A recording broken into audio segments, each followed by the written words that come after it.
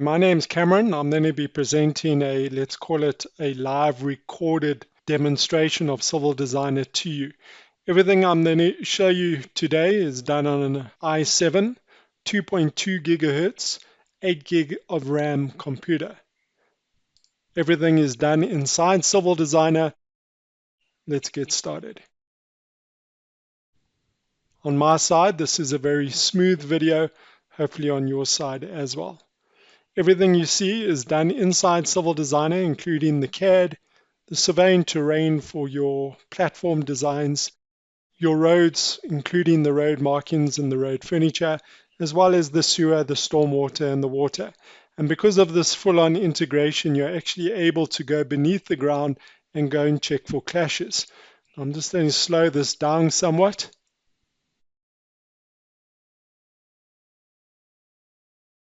Looking at the position of my cursor, you can see there's a yellow balloon. That yellow balloon indicates that there's a clash between my services. And this could be any service.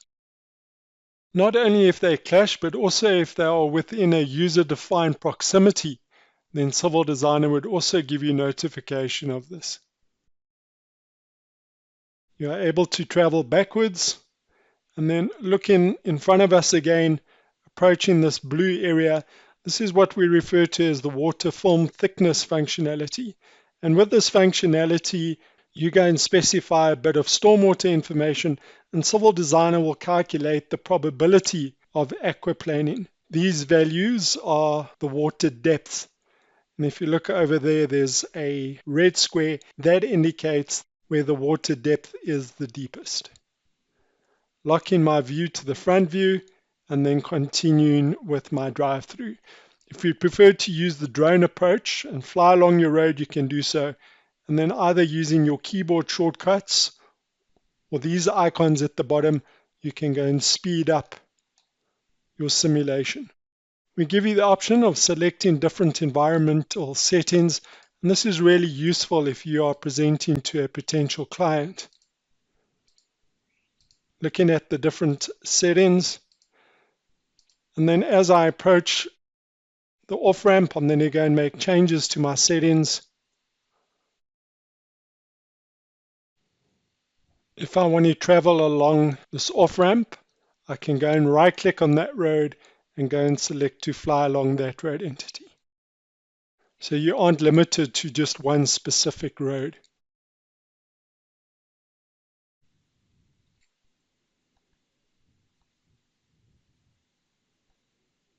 If you'd like to take a screenshot of that, you can. I'm going to press Control 1 on my keyboard. You can see the green number 1 there indicating that I've created the screen grab.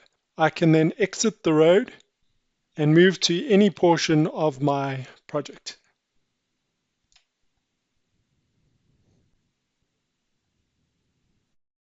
If I'd like to see this interchange from a 360-degree perspective, I'll also have the option to circle around. Taking a look at that, and there you can see your project from any perspective. If you'd like to revert back to the previous screenshot, simply do so by pressing 1 on my keyboard.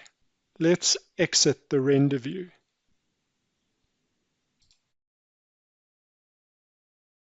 Once I'm done with my design, I can go and create these layouts.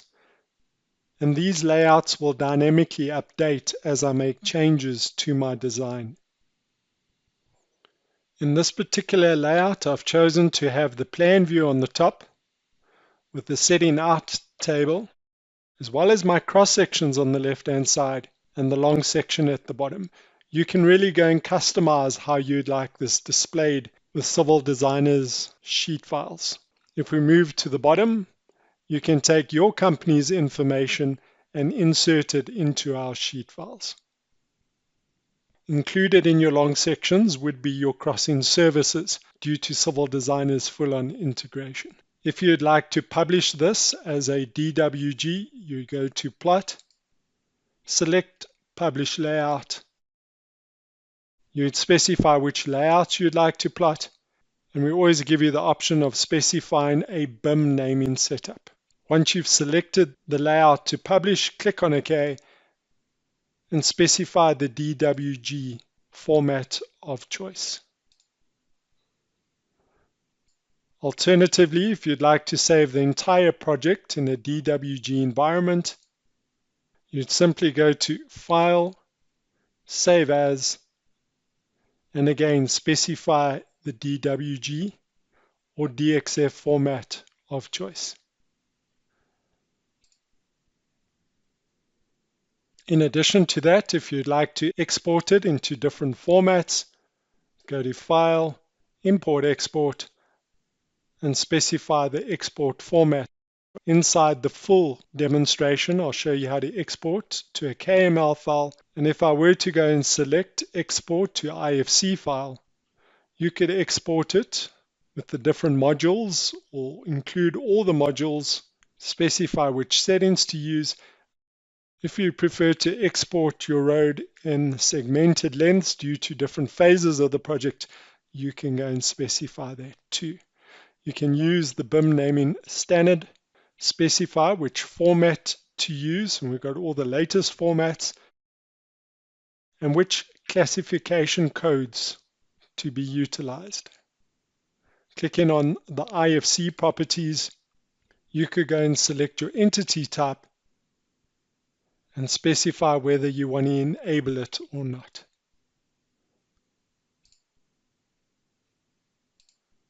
We also give you the option to export as a land XML. As an example, I'm going to change my module here to the roads application.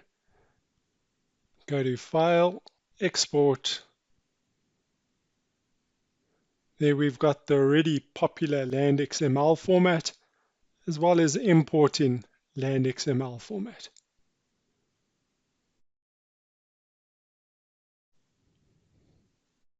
That in a nutshell, ladies and gentlemen, is what civil design is all about. Using the different integrated modules or applications, letting Civil Designer georeference them and dynamically update them as changes are made, and then giving you the option to export it in numerous formats. Then moving on, I'm going to go and close this project. Probably work with aerial photographs quite often, so I'm going to show you two very impressive examples. The first one is going to be an aerial photograph that has 28 gigabytes of size. And I'll show you how easy it is to crop the image into a more manageable size.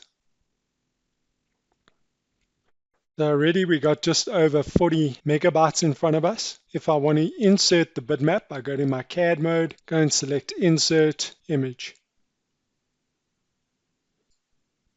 You can see we've got almost 28 gigs. You're also not limited to the format that you can bring the image in on.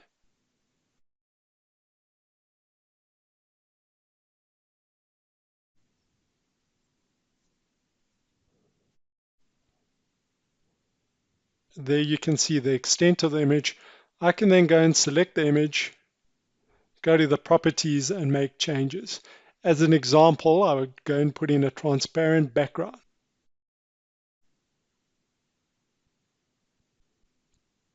You have the options of specifying your own viewports. I've already got some viewports.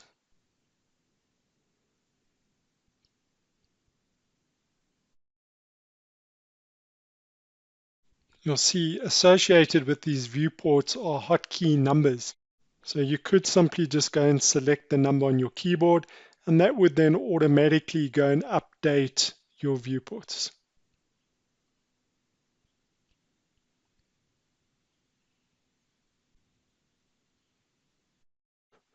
Reverting back to one of the viewports, it may be that you want to do a development where the sports ground is, and you don't want to work with this large 28 gig bitmap.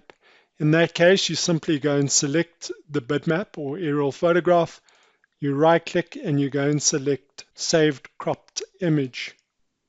Go and define the area that you want to crop this image from.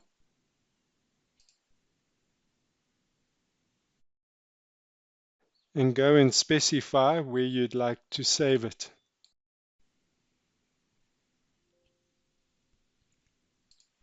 I'm now going to bring in that image so that you can see it's already georeferenced. Going to Insert and select an image.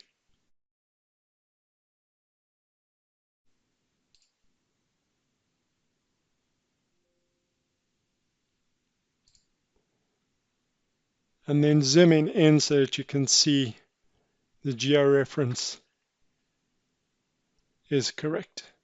Selecting the bigger image and then deleting it. So now you can work with a smaller image. You don't have to necessarily work with the 28 gigs of image. Moving on to the next example, we also give you the option of working with the reality mesh.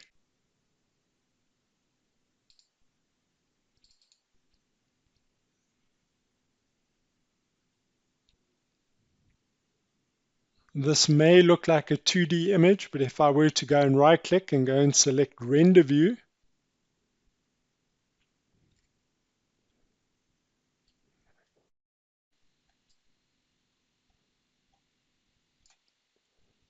and then again go and view it from a 360-degree perspective.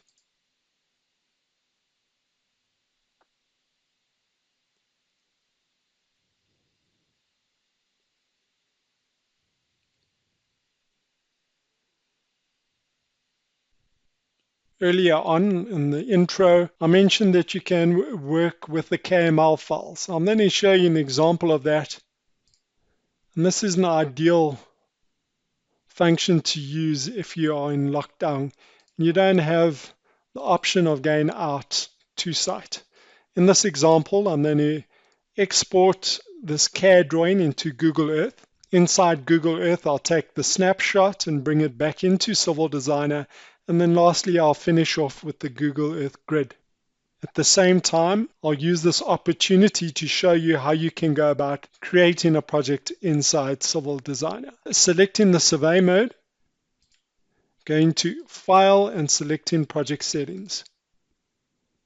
Creating a terrain folder, and this is so I can bring in my project information. Let's call this Demo Example. And then I'm going to select the name and copy it so I can use it next time. Now that we've created a terrain file, you can see I have the option of changing my projection settings. This particular example is done in South Africa, looking at the southern hemisphere, but of course you have the option to be anywhere in the world. If you're not quite sure of these projection settings, we've made it easy for you. We've given you the presets button. Here you can go and specify your region as anywhere in the world. Alternatively, you could go and type in the region you are looking for, selecting which option you would like to use, and then clicking on the applicable system. In this example, I've already got the projection settings, so I'm going to revert back to the traditional method. Looking at the southern hemisphere, specifying the correct projection, datum, central longitude, and clicking on OK. Now that we've got the projection settings in place and we know where in the world our project is situated, we can export this into Google Earth. I do so by going to File, Export, and selecting the Google Earth function. You can go and specify what you would like to export to Google Earth. So let's say, for instance, you've already got a road design and you would like your client to open up the road in Google Earth, you could do so. I'm just going to export the CAD drawing in this case. Specify where you would like to save it. It would then automatically create a KML file and open it up in Google Earth.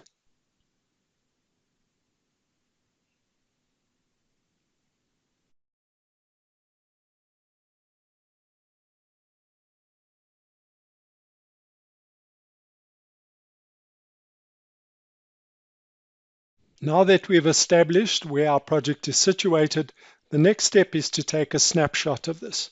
So I'm going to turn off the CAD layers. Back inside Civil Designer, go to my CAD mode, select Tools, External Utilities, and select Google Earth Snapshot. Whatever's present inside Google Earth, it takes a snapshot of.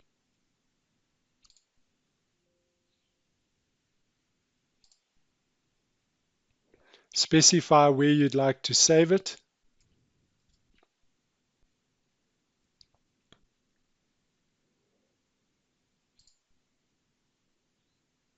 And click on OK. The image has been saved as monochrome.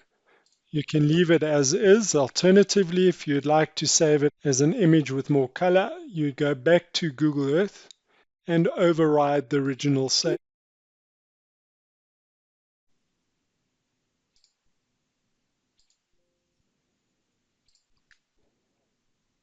Back inside Civil Designer, we're going to insert the image by going to Insert, select Image, specify the format of choice, and then select the JPEG in this case. You can see that the image has been placed according to an associated georeferencing file. The next step in this process is to obtain a survey grid from Google Earth. And then zoom into the particular area where we want the grid. Now, as mentioned before, it may be that you're in a lockdown situation or you don't quite have the time and the resources to go out on site. So this is an ideal function. I wouldn't base my final design on these elevations, but for preliminary project purposes, this is really a fantastic function. Going back to Google Earth, switching on the CAD layer so I can see where my project is situated.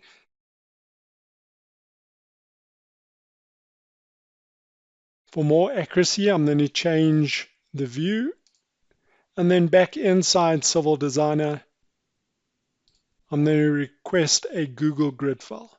Going back to Tools on top, Google Earth Grid, click on OK. It's reading the information. Specify again where you'd like to save it.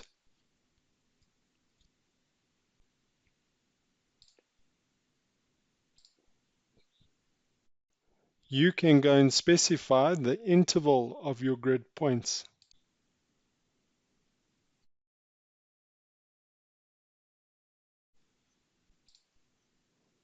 Now that we've got the grid file available, I'm going to show you how to import your surveyed information. Again, I don't have to change software programs. I simply go and select the survey module, go to File, Import, looking at the numerous options available to me, including the LiDAR format. If you've got numerous files, you could import it all at one shot, but in this case, I'm going to bring in a single file. Specify which format I'd like to use, and then selecting the appropriate file. This is a comma delimited format. We do make provision for any other format. Specifying your column headers. In this particular example, I've got the first column as my Y coordinate, X coordinate, and Z coordinate. You do have the option to save this as a default. Civil Designer gives you the option of 255 different surfaces to choose from. There it is. Pressing ZL on my keyboard for zoom last, turning on the elevations, and there you can see we have the Google Grid in front of us. Turning that off. Now we want to go and create contours. So go to my terrain mode, go to model on top, select triangulate, and specify my maximum line length. So every surveyed point that is within 30 meters will be joined with these triangulation settings, and from that I'm able to turn on my contours.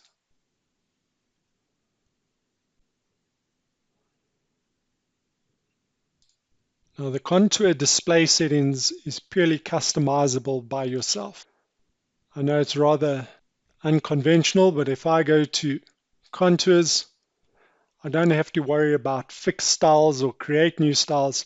I can simply go and put in my own interval, specify what colors to use,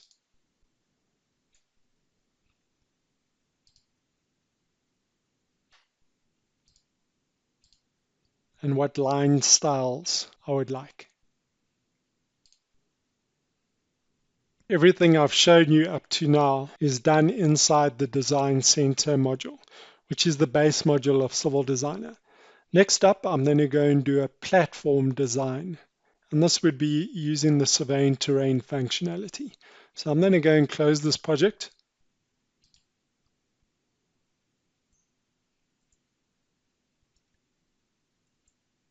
And open up the next project. I go to File, Open, select in the next project.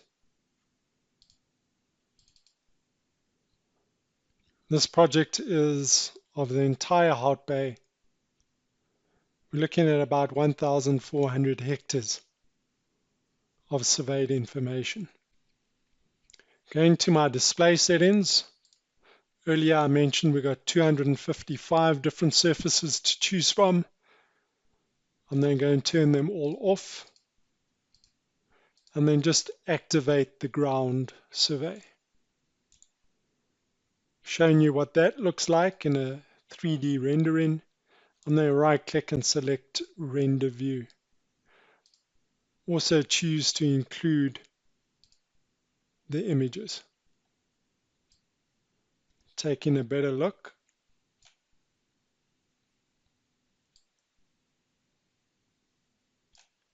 We also give you the option of using different terrain settings. We've got predetermined settings that you can go and select.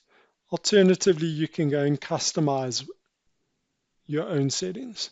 In this example, we're looking at different height maps, contours.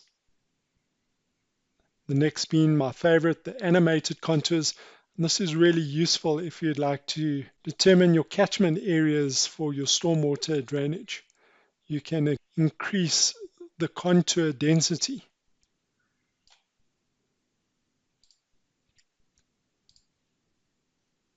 And then reverting back to the original style.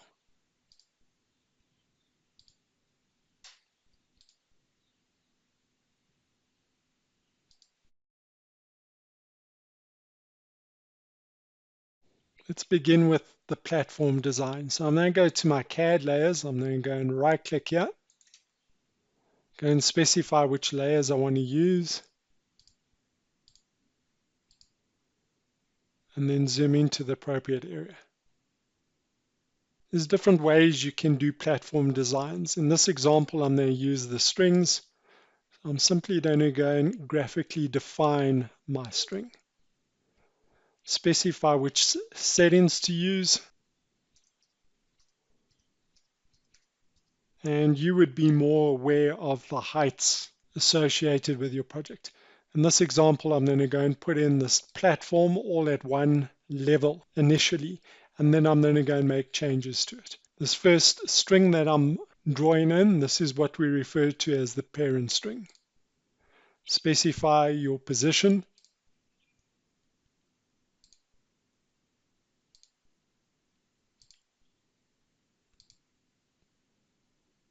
It doesn't particularly have to be a closed string. If I go and select finish, and at a later stage I find there to be a need to close the string, I can select the string, go to my properties, and close it.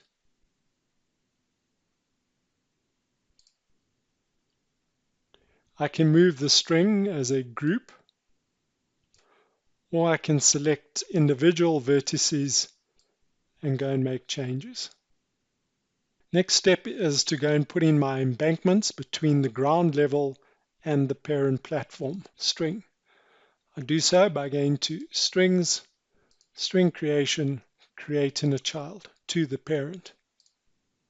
Specify on which side of the parent I want the child string to be. Go and specify which settings to use. Over here as an example, the operation type, we give you numerous powerful options to choose from.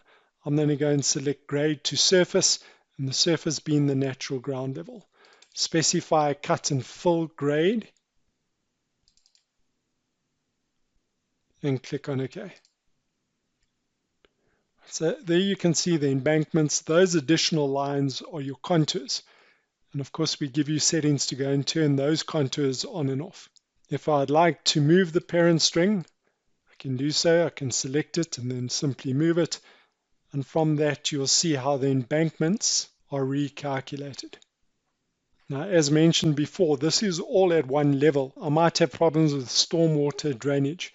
In that case, I can use different functions to go and give my platform string some grade. In this example again, I'm going to go to Strings, Range Editing, go and select a vertical grade. Specify the start vertex and the end vertex, which side I would like to apply this, and go and give it a -2% grade in this case. You'll see the end elevation is automatically recalculated. My contours are then updated. Doing the same, but just for the other side, I go back to Strings, and this time I'm then going to select the vertical taper option. Select the start point and the end point, and then selecting the other side. Let's go and view that in a 3D render.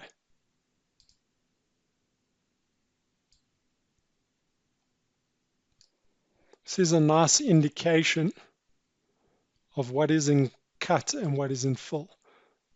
So you can actually go beneath the ground.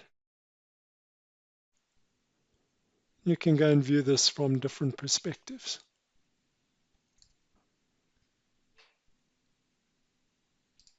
Looking at your cut and fill volumes, you go back to Strings, String Editing, select the volume option. Specify which string family you're working with. Inside Civil Designer, you're given the option of specifying a topsoil to strip as well as your compaction factor, which not a lot of software programs can do.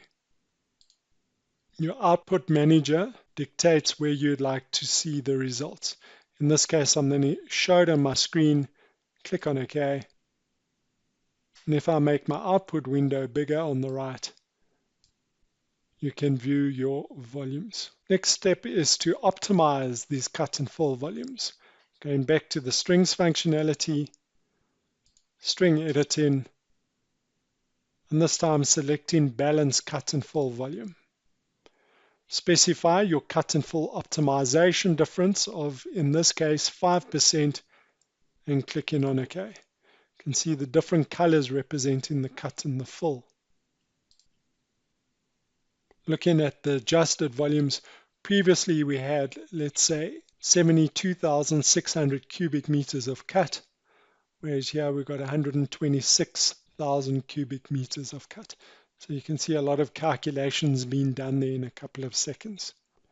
Just to emphasize the powerful functionality of our strings, I'm going to put in another string on top of this existing string so that you can see there's interaction between the different strings.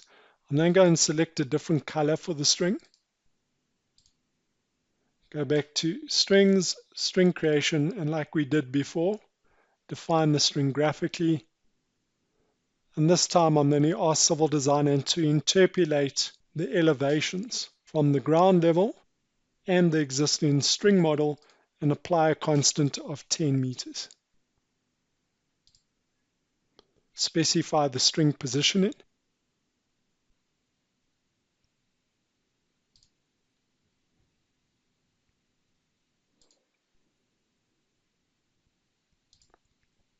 And this time I'm going to right click and select close. putting in the embankment, going back to strings, string creation, and then create child. On the outside of the existing new string, I go and click, and then I go and specify my new cut and fill slopes.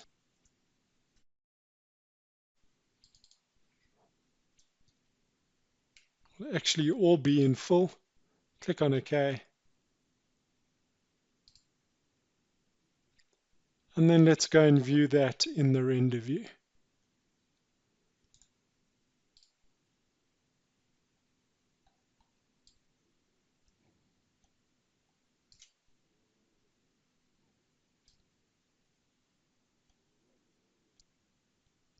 You can see the ground level as well as the embankments and the original parent string are taken into account. If you'd like a quick profile of that, you simply go to Terrain, Quick Profile Viewer, specify which settings to use,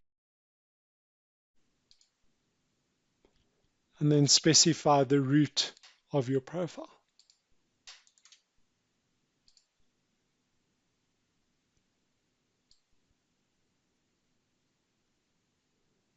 Looking over here, as I move my cursor on the long section, you can see the cursor move in the plan view. Here we've got the ground level.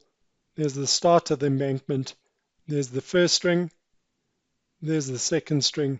And then same thing on this side.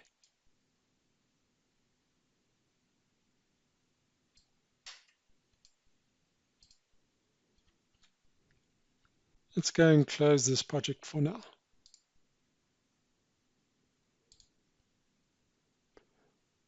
In all these examples, I've opened different projects to emphasize different functions. Now, please don't think you need to open individual projects. You can open up multiple projects. You can also open up projects with numerous applications. In this example, this particular project has all the applications. So we're looking at the sewer, the stormwater, the water, your surveyed information, your roads, and your CAD information.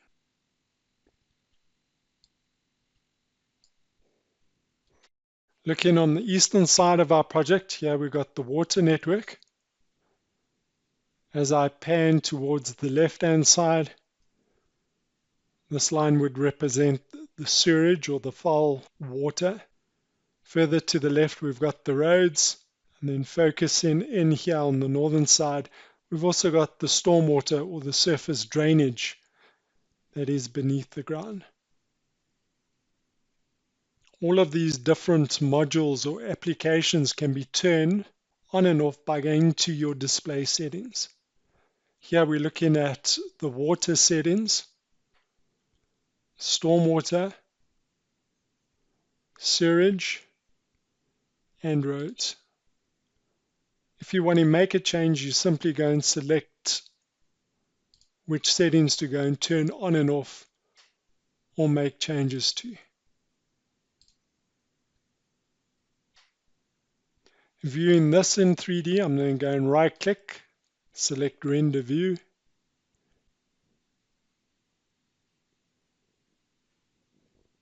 You can go and define viewports and then simply select the appropriate viewport number on your keyboard. As mentioned before, you can go beneath the ground and you could go and view your project from different perspectives. You can also, as mentioned before, go and check for clashes between your different services. This is really nice for presentation type purposes.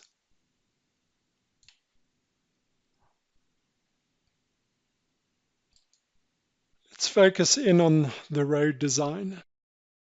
I'm then going to go and turn off the water settings, stormwater, sewage,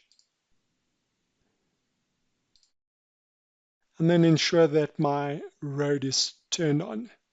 You can have up to 2,500 roads in a civil designer project. And some of our clients have designed up to 400 kilometers per road. Again, I don't have to export to other software program. I simply go and select the roads mode. Go to File and select Option Settings. Now in this example, I'm going to use the Interactive Road Expert. In that case, Civil Designer would guide me through the design process. Go back to File and select Road File. Go and specify which road you'd like to design, what design format you'd like to generate it as. Go and specify things like your template, which is what your profile of your road would look like. Now I'll go into more detail as far as this is concerned a bit later. There you can see your road cross-section or profile. It picks up your template information and goes and populates things like your crossfalls, your widths, and your curbs. We've got a whole library of curbs built in by default. Associated with each road, you have 128 different cross-sectional layers to utilize. And you can go and customize these layers.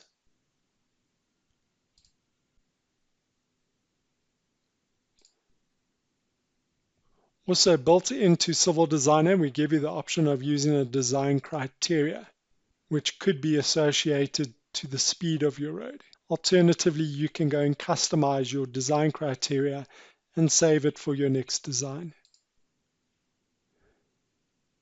If your design isn't according to the design criteria, Civil Designer would then warn you.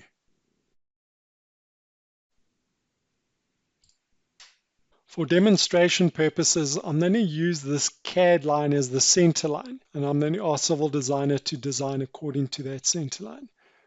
Again, there's different ways you can do a road design. This is really ideal for demo purposes. It is the fastest method. So if I go to Alignment, go and select Regression, Extract Alignments. You can do dual and single carriageways, and then I choose to pick up the horizontal alignment from the CAD center line, as well as the vertical alignment that I'll pick up from my survey. Also, in addition to that, I have the option of picking up the existing super elevation, as well as the road edges if I've got that in CAD. This function is also ideal for road rehabilitation designs. Picking up the CAD entities, and then clicking on the road center line. And because I put on the road expert, it's going to guide me through the design process. I do, however, have the option of specifying things like my intervals, as in this case.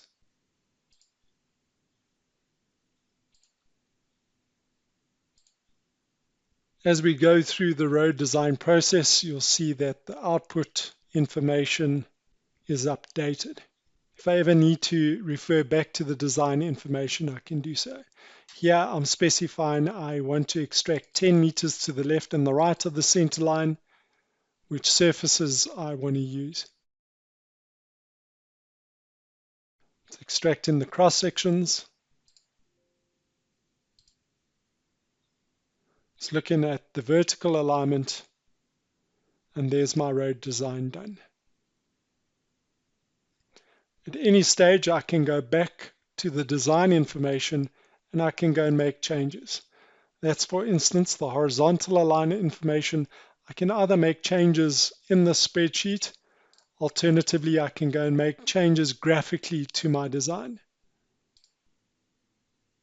Looking at the vertical alignment.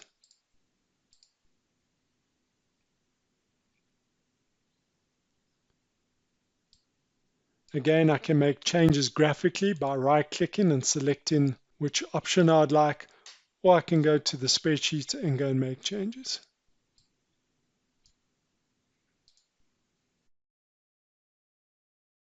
You can also go and make changes to the display settings as mentioned before.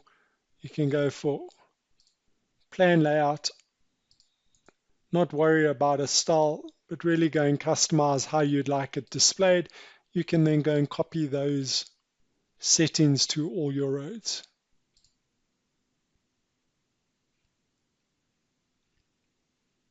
If we'd like to go and plot this, simply go to plot on top, select generate, go and specify which sheet file to use. Standard with Civil Designer, you get a whole library of sheet files to go and choose from. You can go and customize these sheet files and then save them for future use.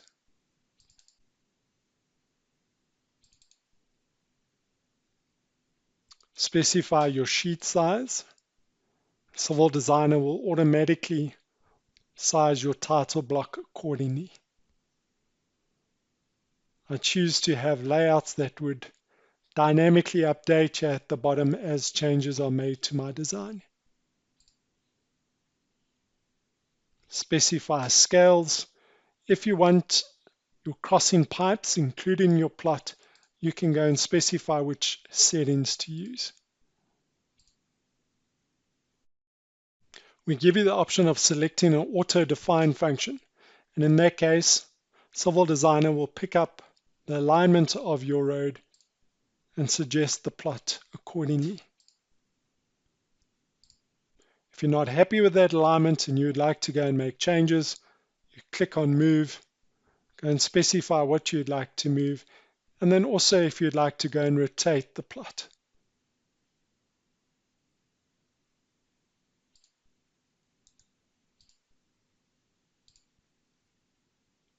Here I'm selecting to include a PI and a curve list in my layout.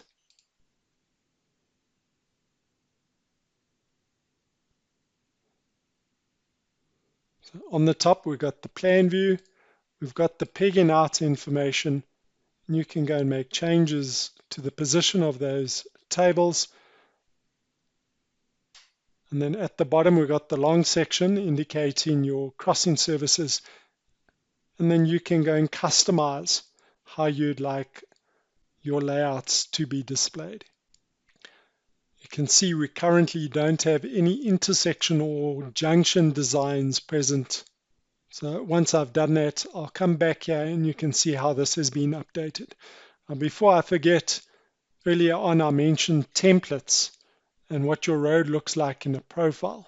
So if I go to Tools, Template Editor, this is what we refer to as a template.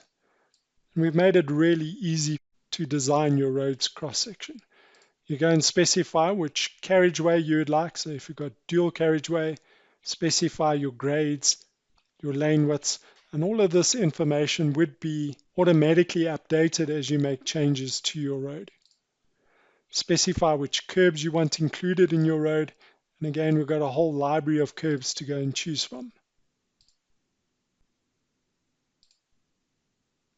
As you go and select the different options, you can see what a preview looks like. If you'd like to go and customize your curbs, you can do so. You can go and put in your own dimensions. You can also ask Civil Designer to go and calculate your quantities for you.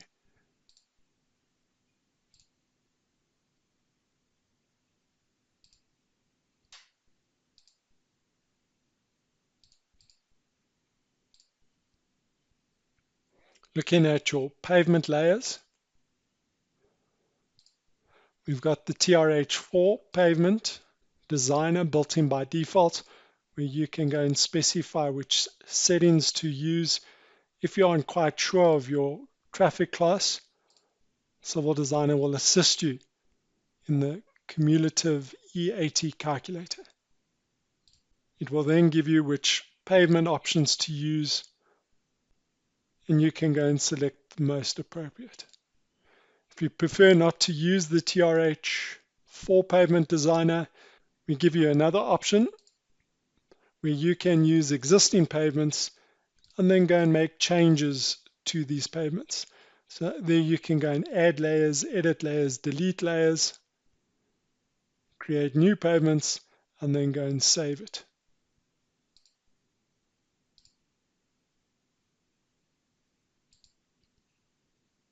Looking at different cut and fill details, you can either apply them via a spreadsheet. Alternatively, you can use the tools that we've given you here on the bottom, as well as the components on the left-hand side. So let's say left compulsory, you can go and select the different components, looking at footways. You can left click, hold it in, and as you move your cursor, you can see there's a red arrow. If I let go of my mouse, it would then go and insert a component.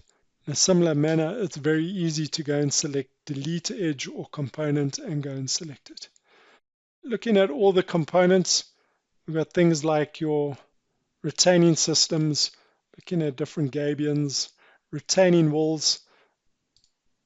These retaining wall heights will dynamically update depending on your different cut and fill conditions. Looking at the different V-drain options, trapezoidal. You also have the option of selecting these components, making changes to it, including the texture, and then saving it as. To show you a nice dual carriageway example, I'm going to go and load another template.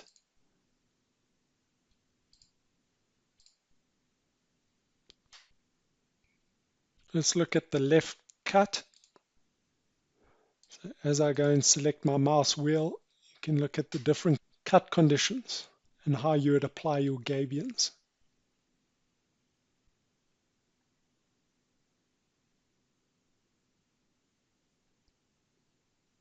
And there's the retaining wall.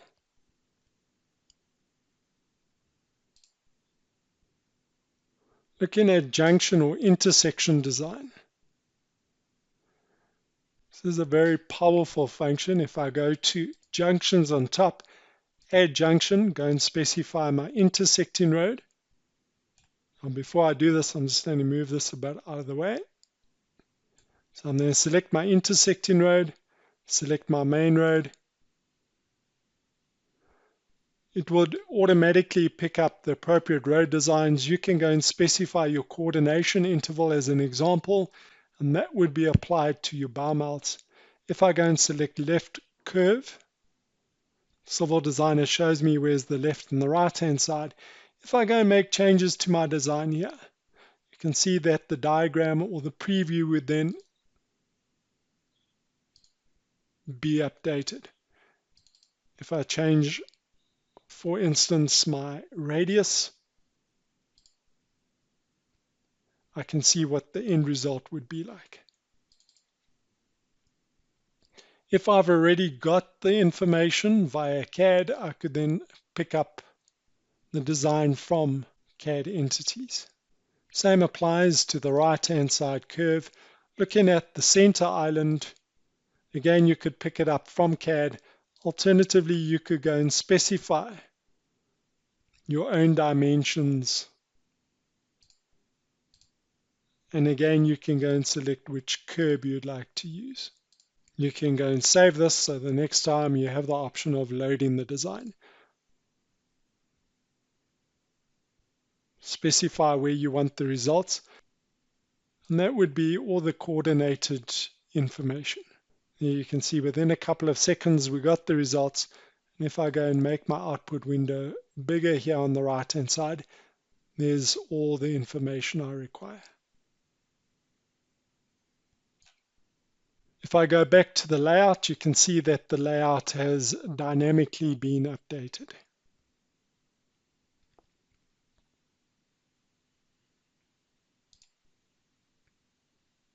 Also give you tools to go and verify your design.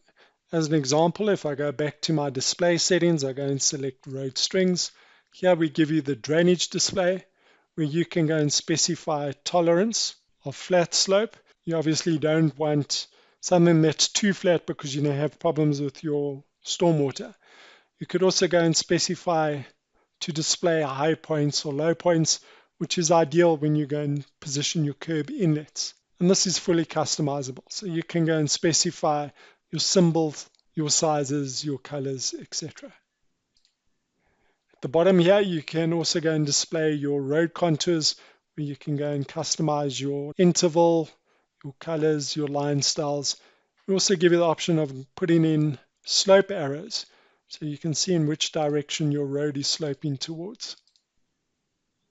And if you find from that you need to go and make changes to your design, it's very easy. You go back to Junctions, Edit Junction, go and specify which junction you want to make changes to.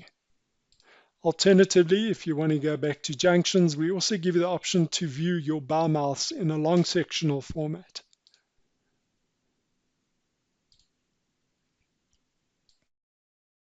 Again, as I move my cursor on the long section, you can see the position of it in the plan view. You can go and make changes to your bow mouth long section. So we give you a whole lot of tools that you can utilize on the left-hand side. You can change your display settings. You can manually go and put in information. Switching off my display settings for now.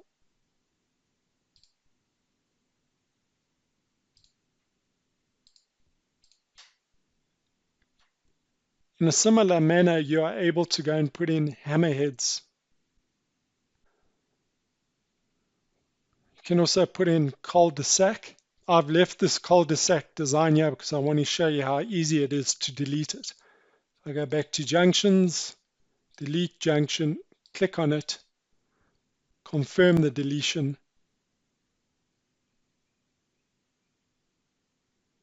and let's go and put it back in. And back to Junctions, add cul-de-sac, specify where you want it, specify which type to put in. Looking at things like your radiuses, your grades, and again you can go and save this for future use.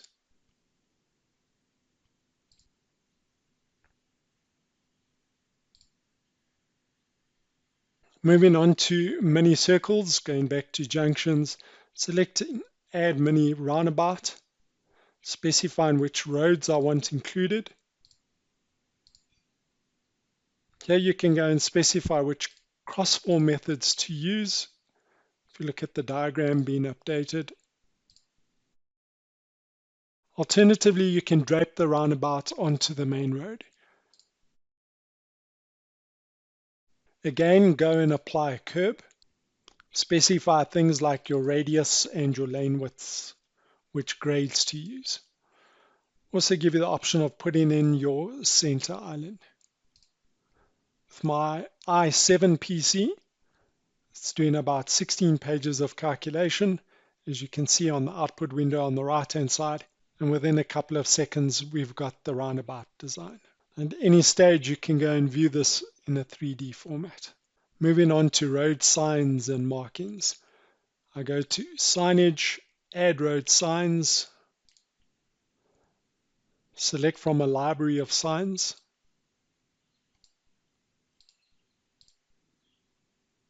specify the position of your road sign, which direction you want it pointing. As you can see here in the top view, we've got a two-dimensional symbol, but if we go and view that in 3D, you'll see that we've also included a 3D symbol. Right-click and quit. Looking at some road markings, things like your pedestrian crossing. Go and specify which settings is most applicable. Specify your start point, your end point, and if you want to go and move that. Right-click and quit. Going to update my view settings, just making that a solid mesh.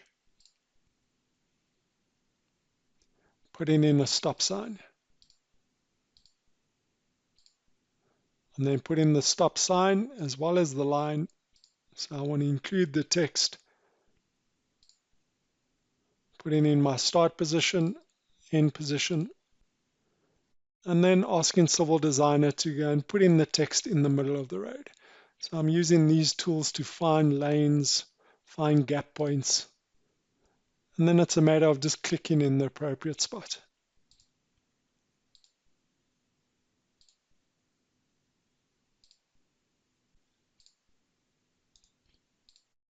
Looking at linear road markings as an example, Putting in my left edge.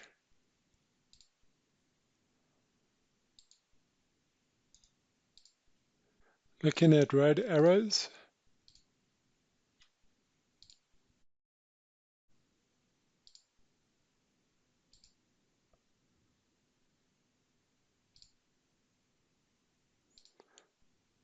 As you can see, once you've done this a couple of times, it's quite easy just to go and click in certain places. If you want to include road furniture, you can go and create a library of road furniture and specify which one to use from CAD drawings, and then just go and click next to an existing line. Let's take a look at this in 3D.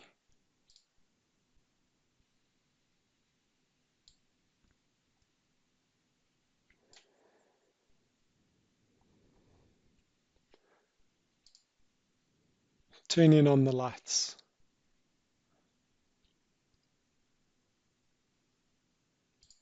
To end off the roads, I'm going to show you how to do your area volume calculations. Selecting the report quantities. You have the option of doing the entire road or only portions of the road. As an example, I'm just going to calculate the areas of Victoria Road.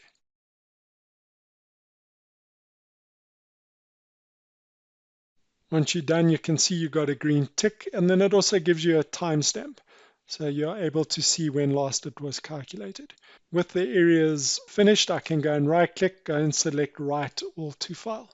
So we give you the option of specifying a CSV file or XLS file.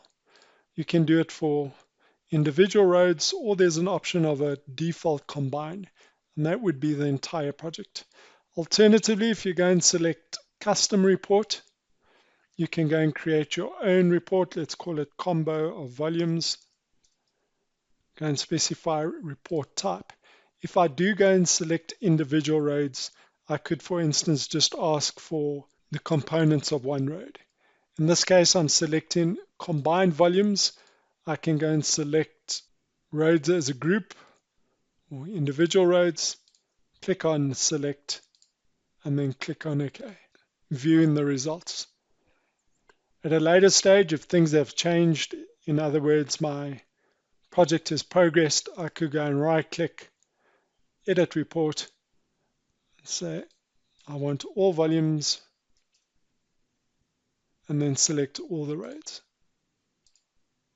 And there would be all the volumes, inclusive of your junction designs. That in a nutshell would be your road designs. Moving on to the sewer or the foul water module. And then move my output bar to the bottom here. So it's really customizable by you, the designer.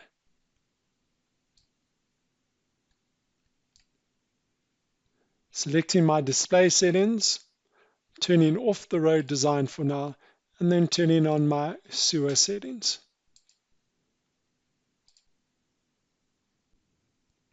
You can go and specify how you want your nodes, your pipes, your house connections, which color schemes to use. Zooming in a bit, there you can see what your network looks like with the house connections inclusive. I'm going to show you how I got to this stage.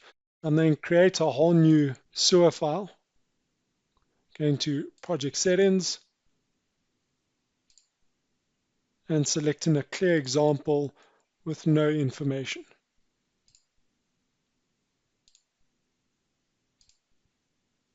And then selecting the sewer module. Going to my CAD layers and specifying which ones to use for my sewer design.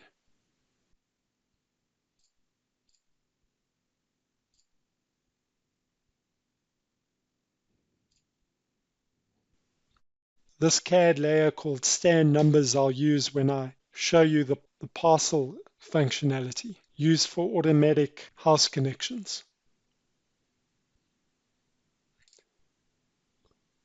Looking at the drawing, we've got these CAD lines and they represent the sewer pipeline. And then on the southern side of our project, we've got a circle and that represents our sewer outfall. For demo purposes, I'm going to convert these CAD entities into my network. Before I do so, I'm going to run you through some settings. So I go to Edit, Default Settings, go and specify my manhole types, things like my manhole conditions, where here you could go and customize your drop, your material type.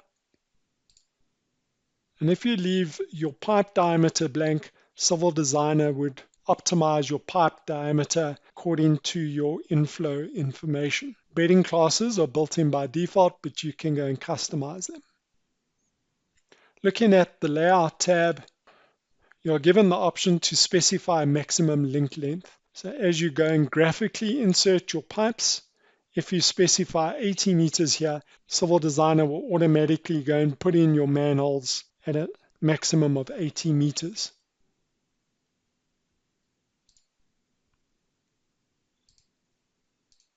Looking at design parameters, looking at inflow calculation methods, friction loss formulas. When Civil Designer does the hydraulic design, it will try and keep it within your minimum maximum velocities. If it's not possible, let's say due to steep ground conditions, those velocities will be highlighted. You can use minimum full bore velocity in your calculations, and then we choose to use the dynamic inflow update, and that would then take your house connections into account when doing your inflow calculations.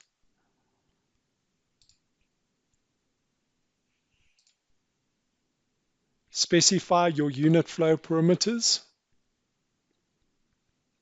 your point inflows if you have, as well as your attenuation curve. And this can be included as peak factors when you analyze the network.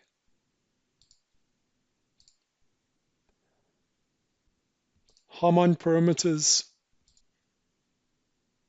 as well as your inflow hydrograph parameters.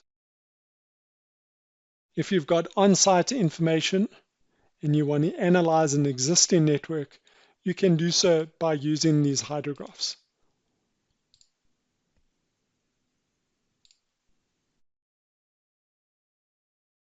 You can include pumps into your network.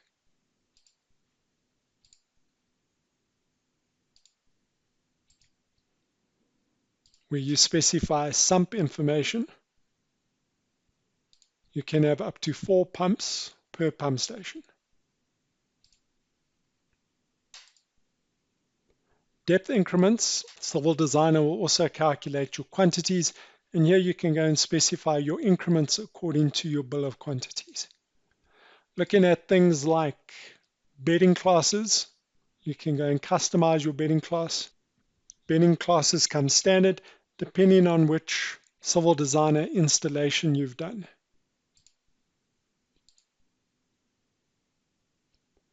Node types, and this is really nice when you go and view your network in a 3D format. So you can go and specify which shapes to use, what lid types you'd like to use. This is really nice when you're doing your stormwater with your curb inlets. You can turn on enable auto sizing, where Civil Designer will automatically size your manholes according to your pipe diameters.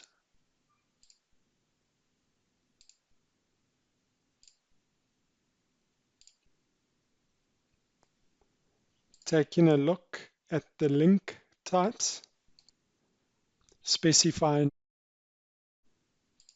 what material you'd like to use. You can also go and customize your pipe material.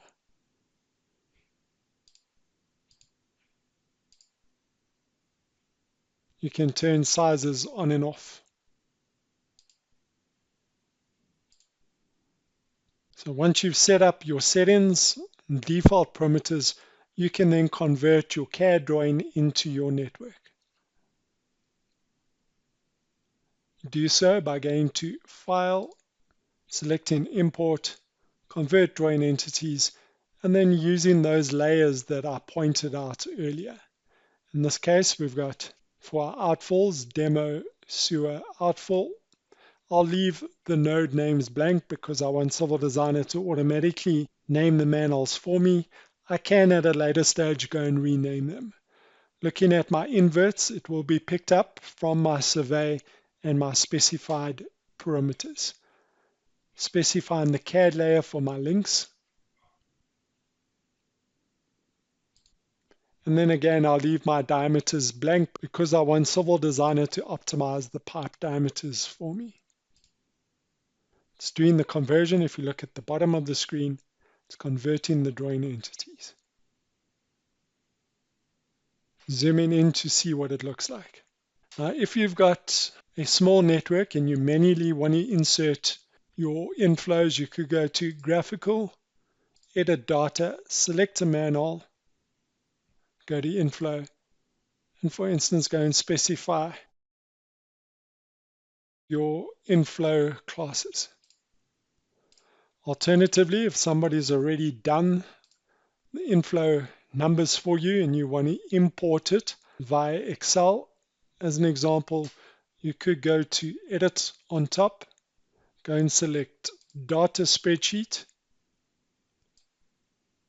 click on Inflow at the bottom, and then go into Excel. I won't do the whole network, I'll just go and select the first 40, pressing Control Copy on my keyboard, and then going back into Civil Designer, and then right-clicking and selecting Paste. I won't save that. Alternatively, if you want Civil Designer to automatically put in your house connections for you, you can do so. And this is where I introduce you to the parcels. So again, I simply go and select which module I want to work on. I go to parcels on top and I go and select create from stand numbers. And that is why I pointed out that CAD layer a bit earlier.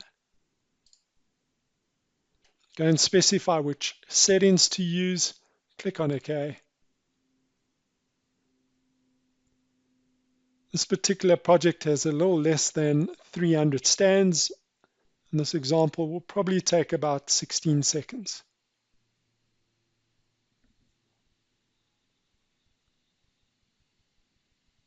Okay, a little bit slower in this case, we're looking at 18.2 seconds.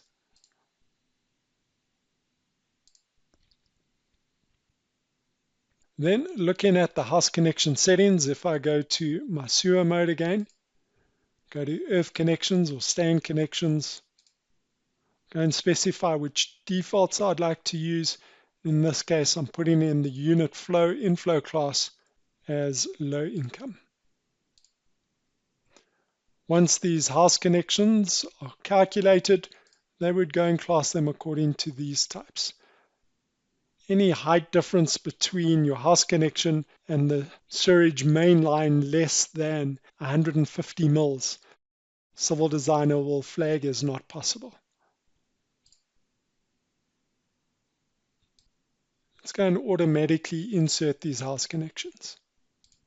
Again, specify which settings you prefer. Click on Start. It would then run through your entire project and insert these house connections. The different colors represent the different types of house connections. Now we want to ensure that these house connections are able to drain into the main line. So I need to analyze the main line. If you only specify a peak factor in your analysis, we also give you different options.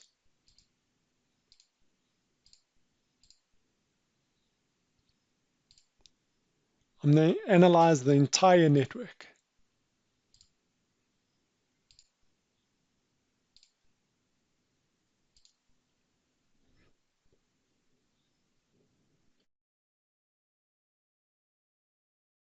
I don't want to view my results just yet.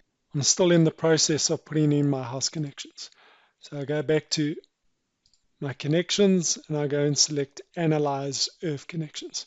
Earth being stand or property connection.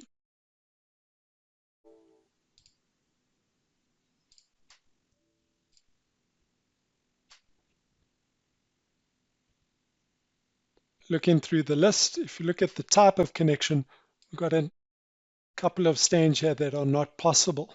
So they aren't able to drain into the main line. We can ask Civil Designer to automatically update our main line in order for these stands to drain into it. So we do so again by going to Earth Connections, Update Sewer Levels,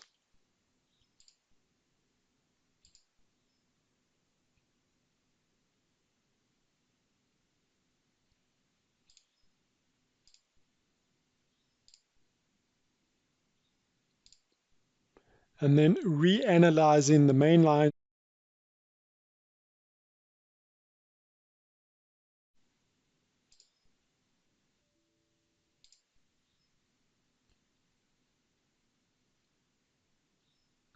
You can see that the house connections, there are no not possibles under the type of connection. And then looking at the main line results. Here we got the inflow information, your flow information, overflow, if you did have any, which is probably more applicable to the stormwater or surface drainage. Looking at your node or manhole layouts, link layouts, and hydraulic elevations. Looking at the quantities, if I go back to analysis, select quantities, click on OK.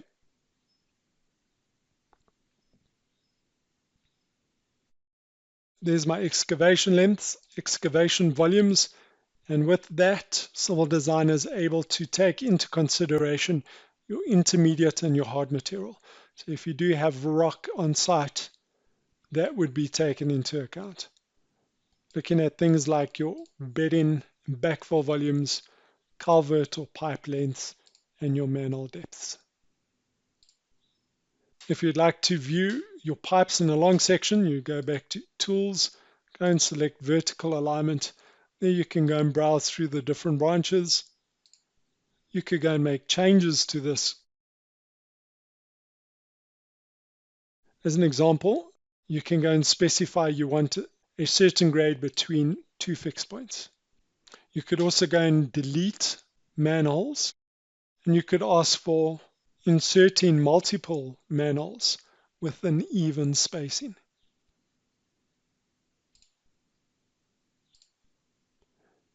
As mentioned before, don't forget that you can go and check for clashes.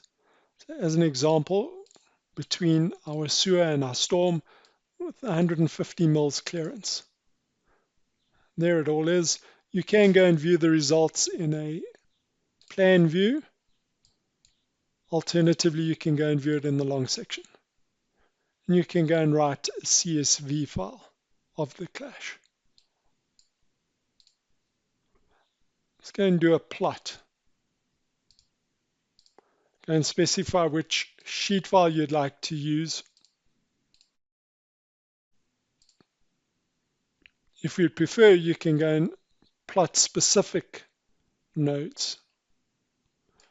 So we're doing this in phases. I want it from manhole 56 through to manhole 1. Specify which scales and change my scale, and then redefine my plot.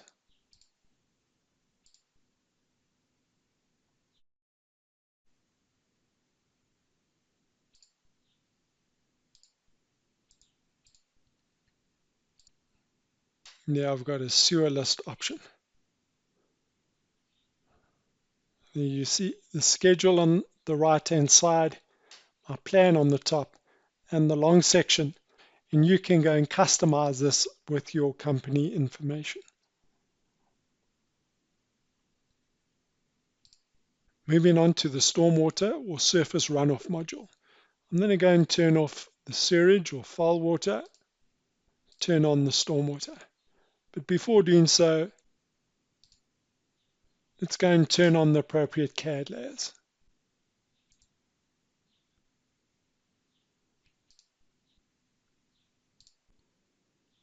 Turning on the stormwater pipes and the stormwater outfall.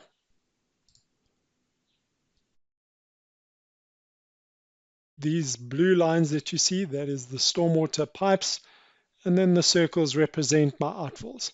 And you can see you can have numerous outfalls. So as with the sewage network, the objective here is to show you how you can convert a CAD drawing into your network. You don't have to do it this way. You can graphically draw in your network, but for demo purposes, this is an ideal function. I go to my stormwater mode, go to edit. One of the many advantages of using Civil Designer is that the same development team that does the sewage also does the stormwater.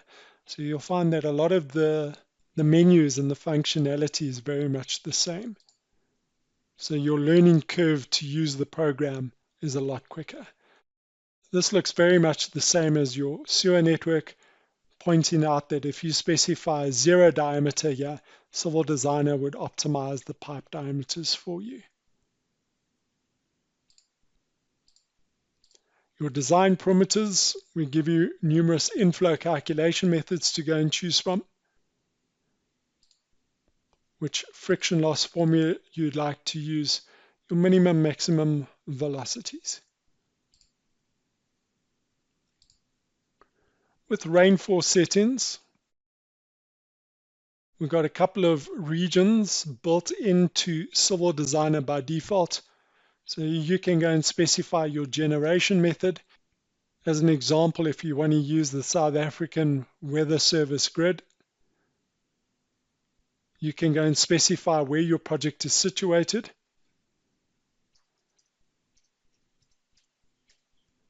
And Civil Designer will automatically pick up the rainfall information associated to that region.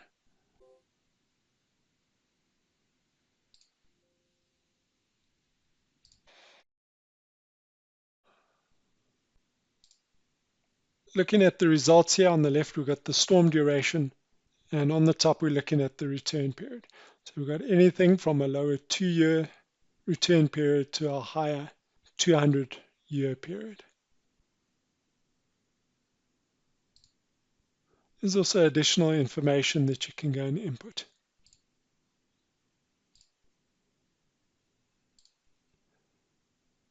Infiltration rates can be customized.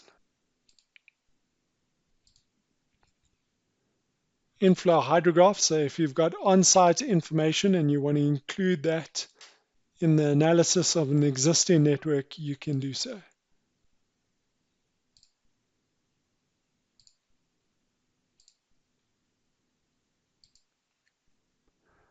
Reservoir or retention pond can be modeled inside Civil Designer, where you can go and specify a culvert as well as a weir discharge.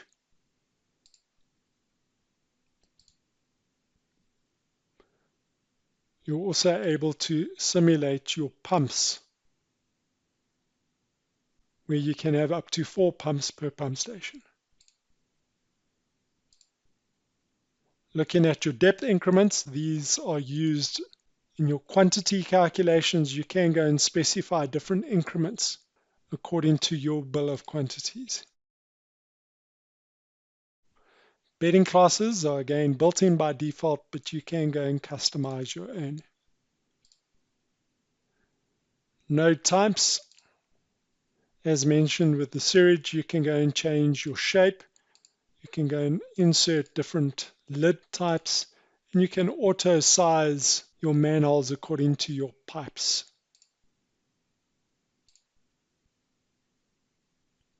Looking at your link types, you aren't limited to choice here. You can go and specify which link type you're looking at. We also model open drains, channels, customized sizes and shapes.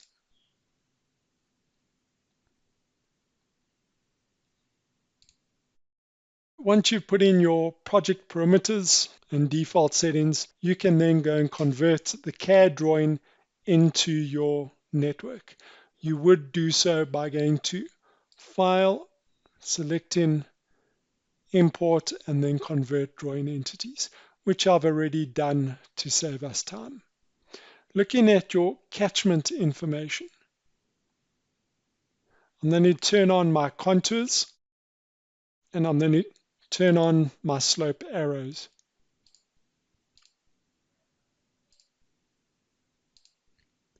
This gives me a very good indication as to which direction my site is sloping towards.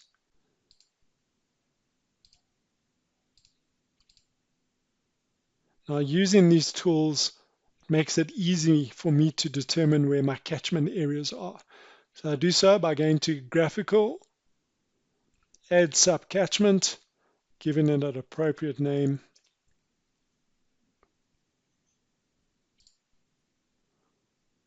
specifying my start position, and then closing it. Clicking on the manhole I want this catchment to drain into, and then specifying my paved, and if I'm using the Illudos method, specifying my grass path. Civil Designer would automatically work out my length, my mean slope, as well as my manning factor. If I'm not quite sure about the manning factor, I can press F1. That will bring up the different coefficients to choose from. Specifying the grass path, and then right-clicking and ending the path. I can go and make changes to my runoff information and then click on Close. Once I've defined my catchment areas, I can go and check for any errors.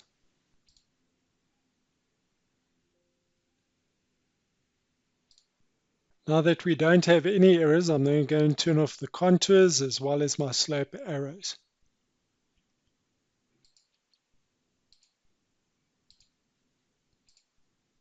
And let's go and analyze the network.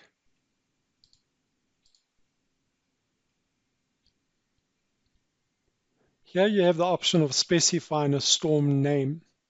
This is the storm types, and I'm going to show that to you. If I go back to Edit, go and select Storm Data, there you have the option of different storm types, selecting the Chicago, the rectangular, or the triangular. If you've installed the UK version of Civil Designer, you also have the FSR and the FEH storm types to choose from. With, let's say, for instance, the Chicago storm, we give you the option of inserting IDF curve information and then viewing the hyetograph.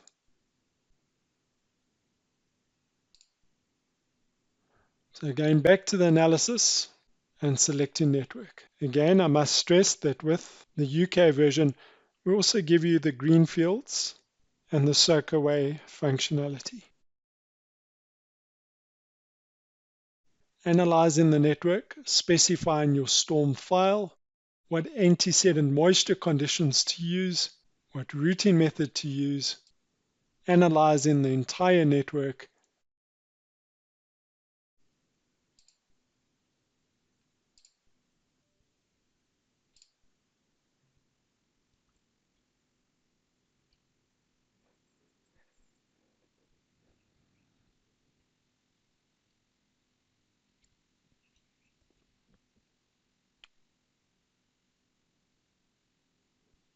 viewing your stormwater results. There's your runoff, your flow, overflow, node layout, link layout, and hydraulic elevations.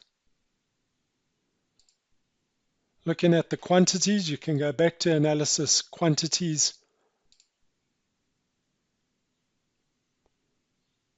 Again, your extra, over, intermediate, and hard material will be inclusive in your excavation volumes. Also give you backfill and bedding volumes, culvert lengths, and manhole depths.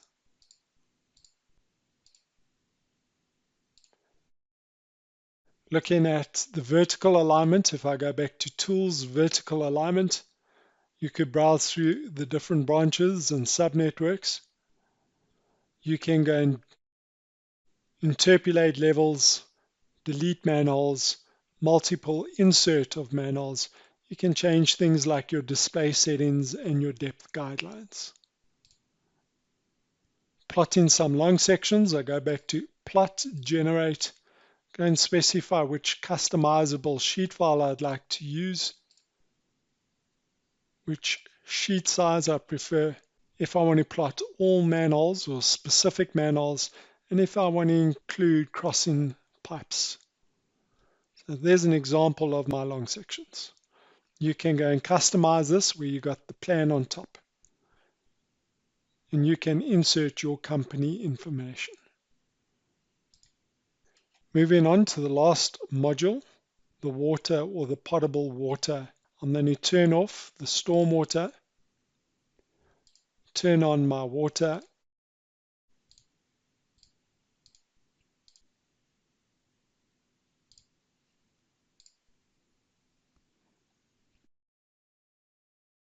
in front of us we can see what the water module looks like. Now just to show you how you get to this stage, I'm then going to select the water module. I'm going to File, Project Settings, and then go and specify a clear example. So this has very little information built into this project. Ideally, I want to start it off from scratch so you can see how we get to this point. Going to my CAD layers, I'm going to turn off the runoff information or the stormwater information, and I'm going to turn on the water lines or pipes. That dashed line would represent my water network. Before I convert this CAD drawing into my water network, I need to go and specify which project settings to use. So I go to Settings on top, go and select Pipe Defaults.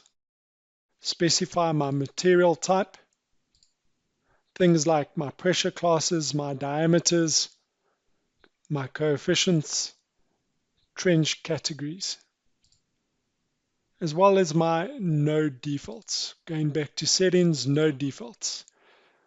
Pointing out that we've got demand patterns that are built into the program by default.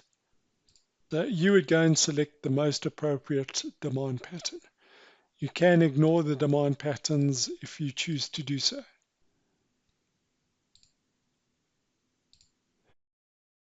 If you're wondering how many pipe options to choose from, I can go to Tools, Catalogs, select Pipe Catalogs, and there we got over 2,200. With that set up, I can convert this CAD drawing of my pipes into my water network. Again, I do so by going to File, Import, Convert Drawing Entities, and then specifying which CAD layers to use.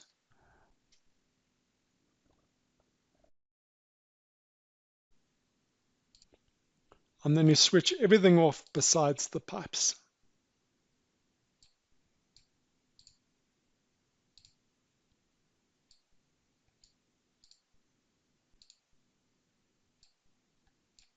We give you the option of selecting multiple pipe layers, where you can go and specify certain layers for certain pipe information. Just checking this valve layer and making that none.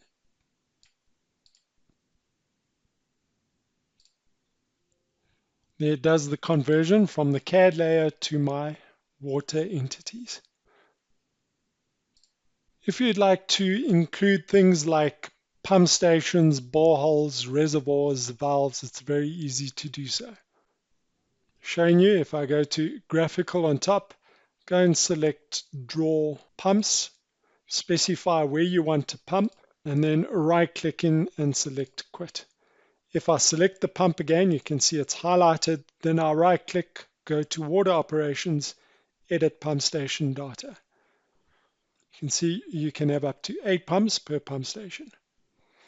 If you're looking for a specific pump, you can go and select pumps, go and specify your required head, let's say 60 meters, the required flow, let's say 2.5 liters per second, and then selecting the search option. Civil Designer will then go to the pump catalog that is continuously updated, and you could go and specify which is most applicable.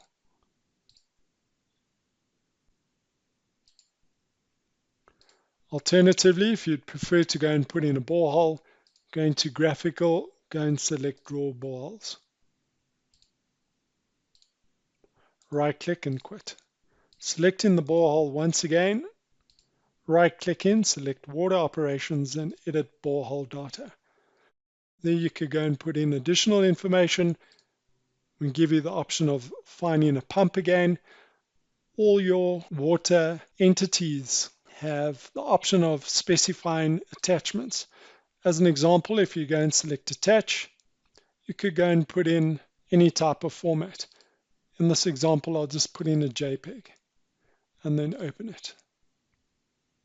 If you're looking at local team maps, on-site information, reports, photographs, you can include it inside your network. Let's go and put in a reservoir. Specify where you want the reservoir. Again, select the reservoir, right-click, water operations, and then edit the information. So there you can go and specify which connections, things like your shape, which will influence the pressure in your network, the quality for your chemical mixing methods. I'm going to bring in that previous water project that already had all the correct reservoir information. So going back to File, selecting Project Settings, and then attaching the previous water project. Looking at your water connections. Earlier on inside the demo, when I was doing the sewage, I introduced you to parcels. So we can still use the same parcels in our Civil Designer to automatically put in the water connections for us. I go to Connections, go and select Create Automatically. And specify which parameters to use, click on Start. And there's all my house connections put in. Zooming in to show you what it looks like. Right, so we've got short and long house connections. If I go to Data and I go and select Connections, you can see there's a huge amount of connections. You can go and make changes to, for instance, your categories. Looking at fire hydrants, if you go back to Graphical, select Draw Hydrants, I can go and right-click, put in hydrant defaults, go and specify things like my fire risk categories, my diameters, my height above the ground level. I could go and make changes. Once I'm happy, click on OK. And then you'll see as I move my cursor, you can see there's a circle, and that shows me the extent of this fire hydrant coverage. So you would then simply put it where you want it, go and left click, and then snap to an existing node. Same thing applies if you do have street taps, you can go and put in your draw street taps. Right click and make changes to the defaults. Now, if you prefer not to have these circles, you can always go back to your display settings, go and select hydrants, and go and turn off the circles. While we are here, as an example, you can go and change the color of your pipes. Let's go and put them in according to flow.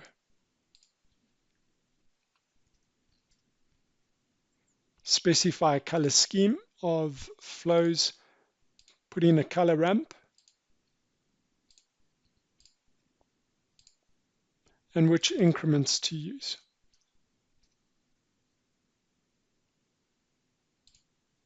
You can see the color range being updated.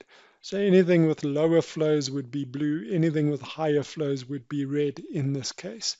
And that is applicable to a lot of your water entities.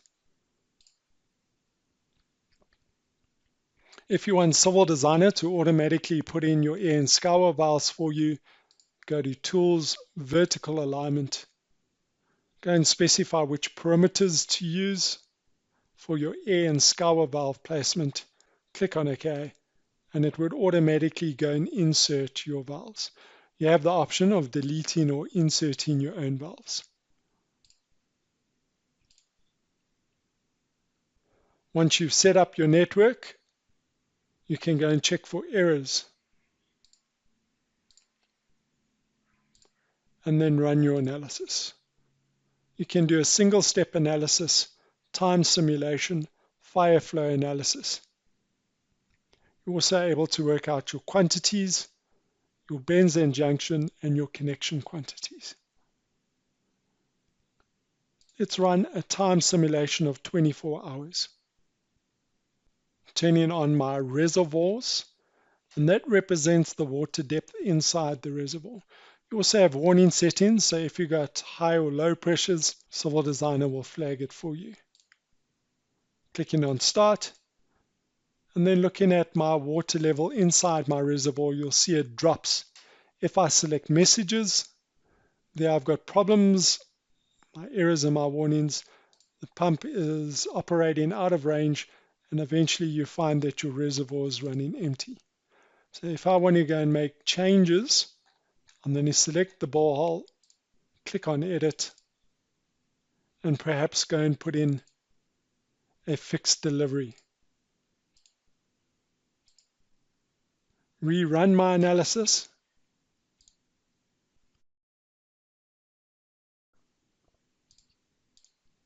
And there you can see the water level pick up. You can go and save the simulation and then view the messages. Looking at your results, on the left-hand side, we've got the control center. There's your pipe colors. There's your nodes. There's your results. You can run numerous results and then go and view them every 15 minutes. Looking at the plan view, as I go and select the different times, you will see that the pipe colors and your flows automatically update. If you prefer to see the results via tabular format, you can go to Results, select Pipes, go and view things like your flows and your velocities, where you can go and arrange this from ascending to descending. Viewing the results in the graphs, you can go and right-click on a specific time and select Read Results, and your plan view would then update. You also have the option to go and view this as shown before in the vertical alignment, where you can run an animation. Let's go and do a plot. Don't forget, clashes can be found between the different services. Let's go and do a plot. If I go back to Plot on top, go and select Generate, go and select which customizable sheet file I would like to use.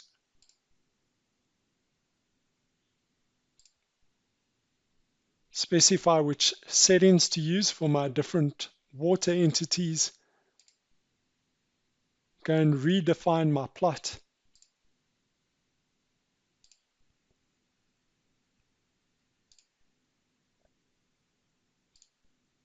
Right-click and quit.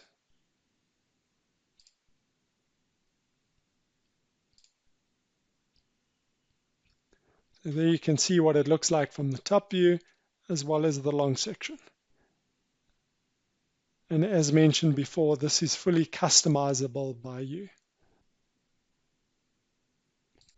That in a nutshell, ladies and gentlemen, is what civil design is all about, looking at the full, powerful integration and functionality.